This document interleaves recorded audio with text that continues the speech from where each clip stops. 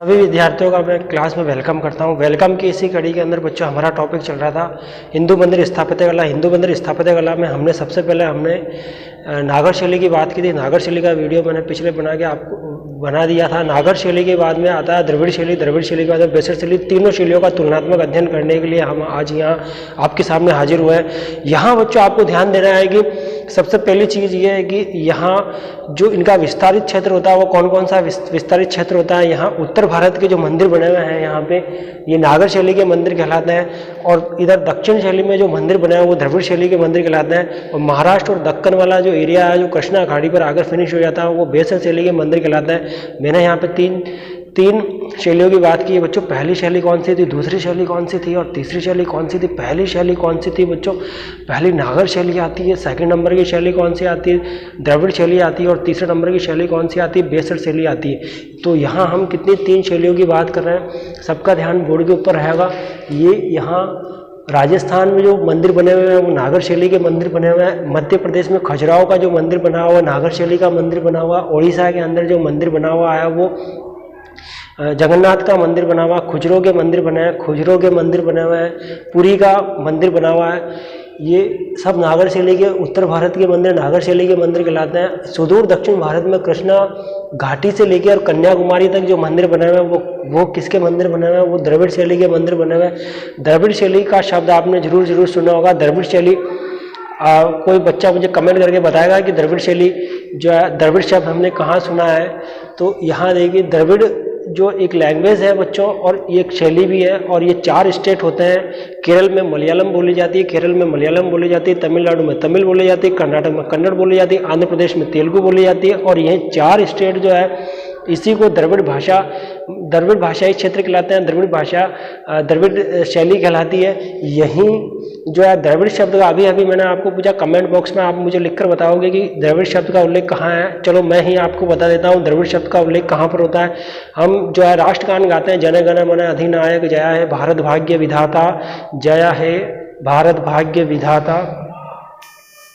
तो हम जो है ये जो हम जन गण वाला राष्ट्रगान गाते हैं तो उसमें द्रविड़ शब्द का उल्लेख होता है। उसमें कौन से शब्द का उल्लेख होता है बच्चों, द्रविड़ शब्द का उल्लेख होता है। यहाँ हम द्रविड़ क्षेत्र को देखने के बाद बच्चों द्रविड़ जो है शैली का अध्ययन विस्तारित क्षेत्र देख लिया हमने। बेसर शैली के अध्ययन पर हम आते हैं। तो यहाँ देखिए बेसर शैली में विंध्याचल से महाराष्ट्र का दक्कन क्षेत्र से और कृष्णा घाटी पर आकर ये क्षेत्र फिनिश हो जाता है।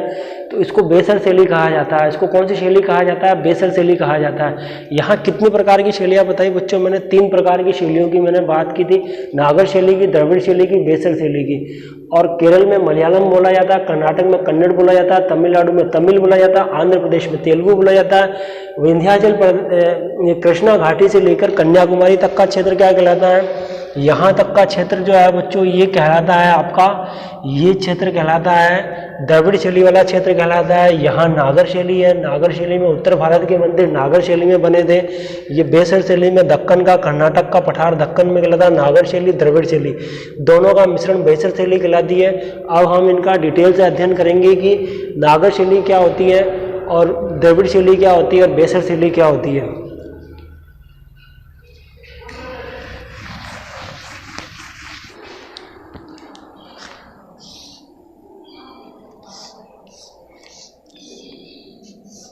ये द्रविड़ शैली की संरचना है बच्चों, ये द्रविड़ शैली की संरचना है। और द्रविड़ शैली की संरचना के बाद हम देखेंगे ये जो संरचना है आगे वाली, यहाँ ये बेसर शैली की संरचना है। किसकी संरचना है, बेसर शैली की संरचना है।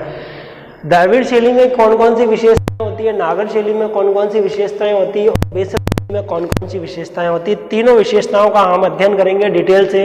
द्रविड़ शैली की विशेषताएं कौन कौन सी है, नागर शैली की विशेषताएं कौन कौन सी है, बेसर शैली की विशेषताएं कौन कौन सी। तो यहाँ सबसे पहले हम नागर शैली के मंदिरों की जो विशेषताएं हैं वो क्या विशेषता रहेगी। आपको ये दिख रहा है जागती, जागती का मतलब होता है चबूतरा। यहाँ जागती का मतलब क्या होता है बच्चों, ये एक चबूतरा होता है। इस चबूतरे के ऊपर क्या बना हुआ है, गर्भगृह। इसके ऊपर बना हुआ है गर्भगृह, इसको गर्भगृह कहते हैं। और गर्भगृह के ऊपर जो है ये यहाँ क्या है, ये इसको क्या कहते हैं, शिखर कहते हैं। ये यहाँ क्या है बच्चों, शिखर। और ये शिखर कैसा होता है, ये कोणीय होता है। कैसा होता है बच्चों, कोणीय होता है। और ये पिरामिड आकृति का होता है। कैसा होता है? पिरामिड आकृति का होता है। यहाँ आमलक के ऊपर यहाँ एक जो है रखा जाता है, कलश रखते हैं यहाँ पे, और कलश के ऊपर क्या होता है? नारियल रखा जाता है। तरह के चारों दीवारें जो हैं, दीवारों के चारों तरफ विभिन्न देवी देवताओं की मूर्तियां बनी हुई है।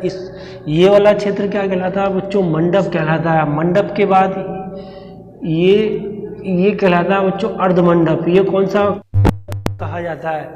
तो बच्चों मंडप उस स्थान को कहते हैं गर्भगृह के बिल्कुल सामने हम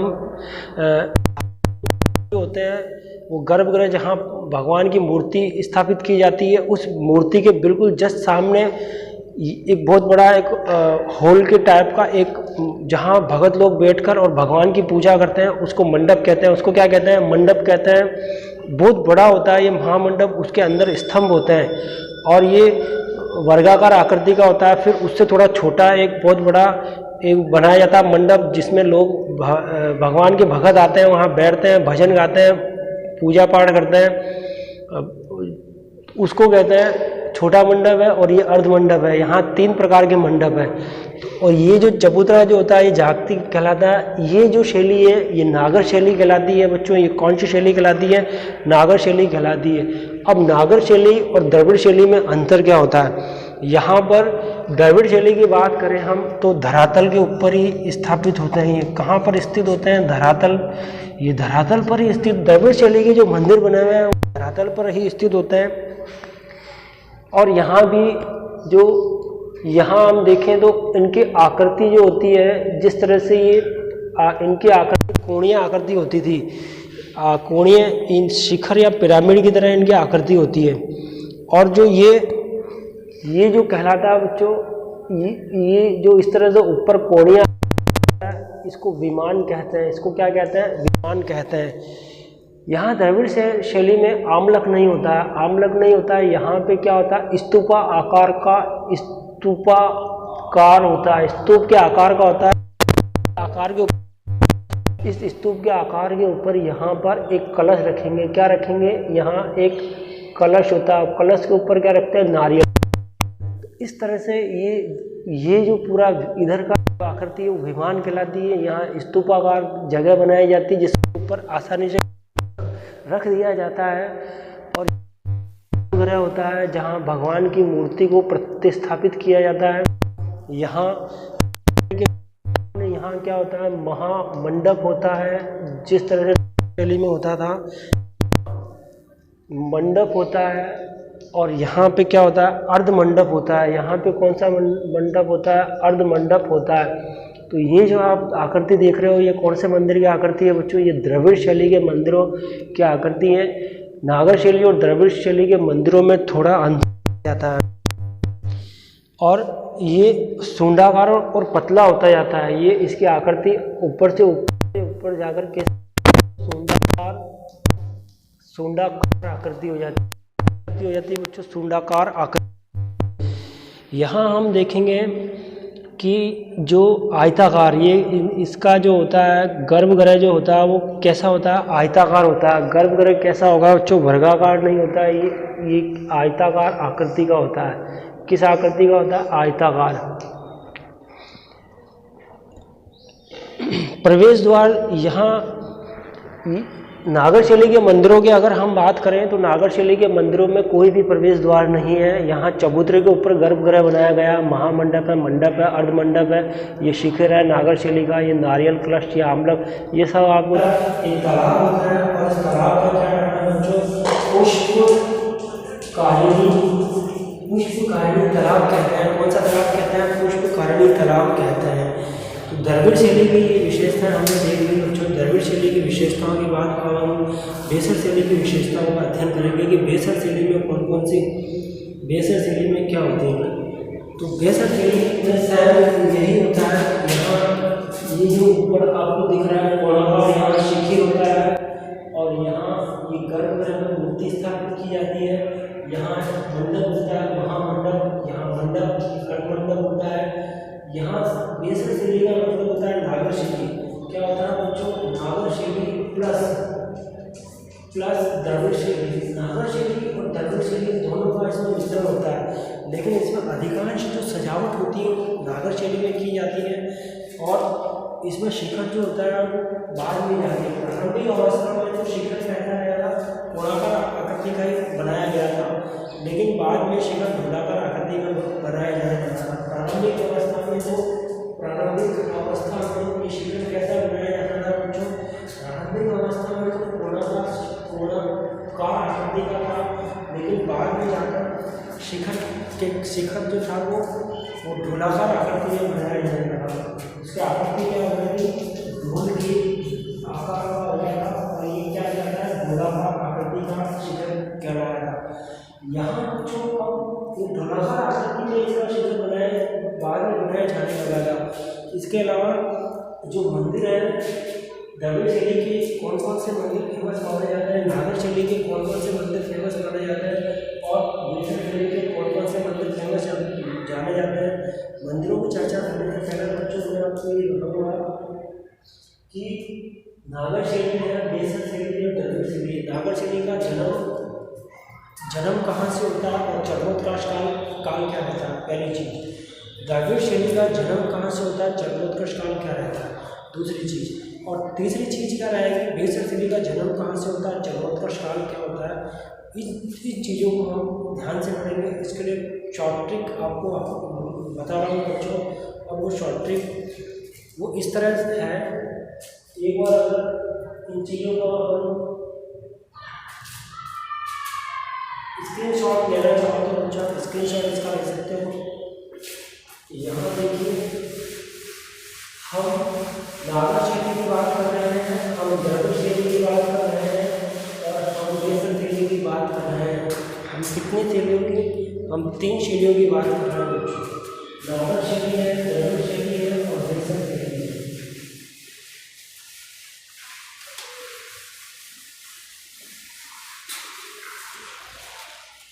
यहाँ ध्यान दो बच्चों, ये देखो नागर शैली है, नागर शैली के बाद में सेकंड नंबर पर कौन सी है? द्रविड़ शैली है, द्रविड़ शैली। और द्रविड़ शैली के बाद में कौन सी है? बेसर शैली है। अब यहाँ नागर शैली का जन्म कहाँ से होता है, द्रविड़ शैली का जन्म कहाँ से होता है और बेसर शैली का जन्म कहाँ से होता है? नागर शैली के मंदिर कौन कौन से मंदिर फेमस माने जाते हैं, द्रविड़ शैली के कौन कौन से मंदिर फेमस माने जाते हैं और बेसर शैली के कौन कौन से मंदिर फेमस माने जाते हैं, इस पर हम चर्चा करेंगे। नागर शैली के मंदिर, नागर शैली का जन्म होता है बच्चों गुप्त काल से और गुप्तोत्तर काल में इसका चरमोत्कर्ष काल होता है। कौन सा? गुप्तोत्तर काल में इसका चरमोत्कर्ष काल होता है। अब मैंने थोड़ी देर पहले आपको बताया था कि मैं इसकी ट्रिक बताने जा रहा हूँ बच्चों। क्या ट्रिक रहेगी? आप ऐसे ध्यान रखना है, ये यहाँ लिखोगे आप 4 रा और यहाँ लिखोगे आप, यहाँ लिखोगे दे, तो ये क्या होगा बच्चों? बेचारा। ये क्या होता है? बेचारा। फिर मैं आपको बताऊँ बच्चों, यहाँ है बड़ा और यहाँ है छोटा बच्चों, चारा बच्चों। आपको क्या ध्यान रखना है? चारा बच्चों। यहाँ ध्यान रखना है बे और यहाँ ध्यान रखना है दे। बीच में आपको क्या करना है? एक लाइन खींचना है। बीच में आपको क्या करना है? एक लाइन खींचना है। यहाँ आपको चारा बच्चों, ये आपकी ट्रिक आपको माइंड में रखनी है। यहाँ बेचारा हो जाएगा और यहाँ बच्चों हो जाएगा। तो यहाँ देखिए बे से कौन सी शैली हो गई बच्चों? बे से बनती है बेसर शैली। बे से कौन सी शैली बनी है? बेसर शैली बनी है, ठीक है। और 4 से मतलब होता है यहाँ पे चालुक्य, यानी बेसर शैली का जन्म कहाँ से हुआ था? चालुक्यों से हुआ था। 4 से क्या बनेगा यहाँ पे? 4 से बनता है चालुक्य। बेसर शैली का जन्म कहाँ से होता है? चालुक्यों से होता है। 4 से हुआ बच्चों, किससे हुआ? चालुक्यों से हुआ। यहाँ रा है और रा का मतलब होता है राष्ट्रकूट। रा का मतलब क्या होता है? राष्ट्रकूट वंश। राष्ट्रकूट वंश में बेसर शैली जो थी वो चरमोत्कर्ष काल में पहुंच गई थी। बेसर शैली का जन्म कहाँ से हुआ था? चालुक्य वंश से बेसर शैली का जन्म होता है। और बेसर शैली जो थी वो कौन से काल में बच्चों? राष्ट्रकूट वंश में ये चरमोत्कर्ष पर पहुंच गई थी। कौन से में? राष्ट्रकूट वंश में चरमोत्कर्ष पर पहुंच गई थी। इसी तरह हम दैस अगर हम बात करें तो द्रविड़ शैली, दैस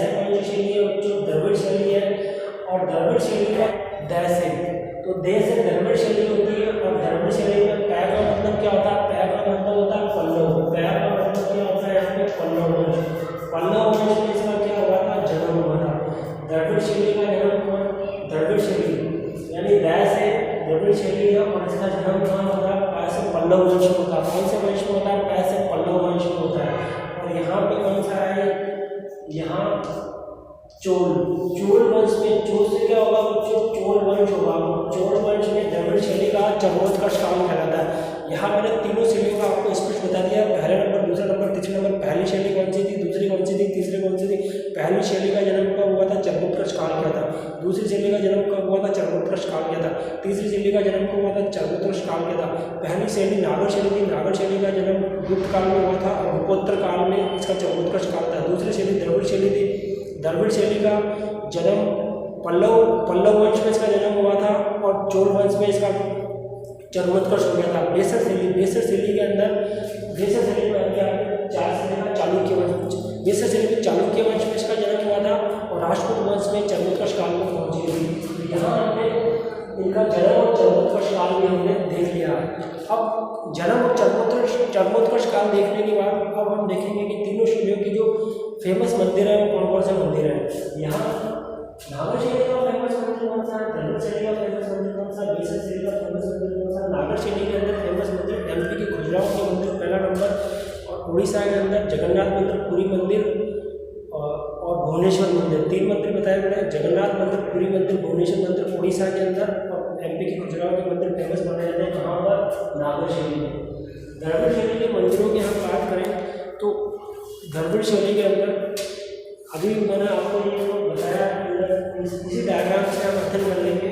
यहाँ देखिए द्रविड़ शैली के अंदर एक पल्लव वंश है, कौन सा? जहाँ से इसका जन्म हुआ था, द्रविड़ शैली का जन्म हुआ था, ये पल्लव वंश है। और चरमोत्कर्ष काल में द्रविड़ शैली चरमोत्कर्ष काल में पहुँच गई थी, सॉरी चोल वंश में ये चरमोत्कर्ष काल में पहुँच गई थी। तो चोल वंश में जो सबसे द्रविड़ शैली का फेमस मंदिर माना जाता है वो तमिलनाडु में माना जाता है। कौन सी जगह माना जाता है? तमिलनाडु। तमिलनाडु के अंदर तमिलनाडु के तंजौर नामक स्थान का नाम क्या है? तंजौर।